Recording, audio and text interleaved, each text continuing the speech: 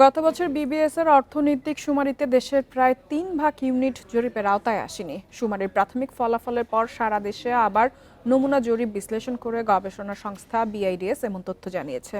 এমন ত্রুটির জন্য প্রকল্পের বাজেট স্বল্পতা, তথ্য দিতে প্রভাবশালী ব্যক্তি ও প্রতিষ্ঠানের অনীহাকে দায়ী করেছেন সংশ্লিষ্টরা। মঙ্গলবার বিআইডিএস ভবনে এক সেমিনারে এসব কথা বলা হয়। অর্থনৈতিক কর্মকাণ্ড পরিচালিত হয় এমন ভাসমান দোকান, স্থায়ী প্রতিষ্ঠান, ব্যক্তির উদ্যোগকে আর্থিক ইউনিট বলা হয়। গত বছরের ডিসেম্বরে বাংলাদেশ পরিসংখ্যান ব্যুরো অর্থনৈতিক শুমারিতে এমন 1,18,77,000 আর্থিক ইউনিট পায়। 6 মাস পর বিআইডিএস সেই শুমারির মান যাচাই করতে নমুনা জরিপ চালায়। তথ্য সংগ্রহ করে সারা দেশের 352 এলাকা থেকে।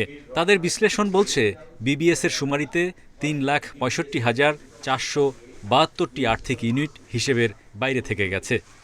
Service oriented privately owned urban establishments এগুলি কন্টেন্ট এরর আর বেশি, যেগুলি ফর্মাল রেজিস্ট্রেশন টিআইএন আছে তাদের কন্টেন্ট এররের মাত্রাটা কম সম্ভাবনা পাওয়া গিয়েছে। সেমিনারে বিবিএস মহাপরিচালক জানান, শুমারির সময় গত বছর শিল্পাঞ্চলে অস্থিরতা থাকায় অনেক ইউনিটের তথ্য পাওয়া যায়নি। জানানো হয়, অর্থনৈতিক শুমারির চূড়ান্ত প্রতিবেদন চলতি বছরের ডিসেম্বরে প্রকাশিত হবে। একজন এনুমারেটর যে পরিমাণ শ্রম, সময় এবং ধৈর্য দিয়ে কাজটি করেন, তার ওই সময়টুকুকে আমরা যে কস্টে কিনে থাকি, এটাকে আসলে জাস্টিফাইড কিনা। বিআইডিএস এর প্রতিবেদনে উঠে এসেছে, আর্থিক ইউনিট বাদ পড়ার হার সিটি কর্পোরেশন এলাকায় সর্বোচ্চ প্রায় 6%, সবচেয়ে কম পৌরসভা এলাকায় 2.33 ভাগ। গার্মেন্টস ইন্ডাস্ট্রিগুলোতে আমি নিজেই কথা বলেছি, বিভিন্ন জায়গায় তারা ঢুকতেই দিত না।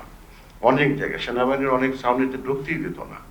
তাহলে যদি ডেটা মাঠ থেকে ঠিকভাবে কালেকশন না করা যায়, এরর তো শুরুতেই থেকে গেল, অরিজিনাল ওই জায়গাতেই থেকে গেল। এ সময় মানসম্পন্ন তথ্য পেতে শুমারি পরিচালনায় বিবিএসকে পর্যাপ্ত অর্থ সরবরাহে জোর দেন বক্তারা। সেই সঙ্গে সঠিক তথ্য দিতে জনসচেতনতা বাড়ানোর তাগিদও দেয়া হয়। লেবার কস্টটা খুব low. Hari Saha, independent news, Dhaka.